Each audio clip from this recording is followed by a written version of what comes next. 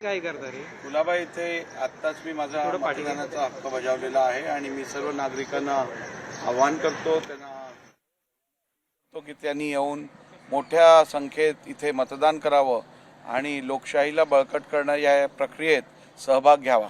पहिल्या दिवसापासून उमेदवारी अर्ज भरण्यापासून तुमच्यावर वेगवेगळ्या पद्धतीचे आरोप देखील आहेत झालेले पाहायला मिळतात। दुर्दैवी आहे की कुठचाही आरोप सिद्ध न होता कुठच्याही प्रकारचा आरोप वरती कुठचेही पुरावे न देता लोक केवळ मीडिया ट्रायल करतात किंवा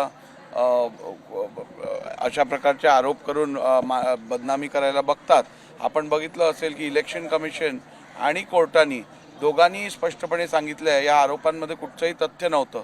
इलेक्शन कमिशनने स्पष्टपणे सांगितलं विधानसभा अध्यक्षांचा ह्याच्यात कुठचाही रोल दिसून येत नाही आणि कोर्टाने पण सांगितलं की रिटर्निंग ऑफिसरनी केलेली कारवाई ही कायद्याप्रमाणे होती आणि याच्यात कुठचंही अयोग्य घटना घडली नव्हती। करून जर बघायचं असेल तर यावेळेस भावनिक राजकारण आहे ते झालेलं दिसून येते।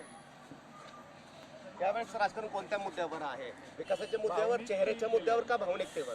नाही, हे मला वाटतं आम्ही मुंबईकरांकडे मुंबईच्या विकासाचा मुंबईच्या प्रगतीचा विषय घेऊन गेलेलो आहेत।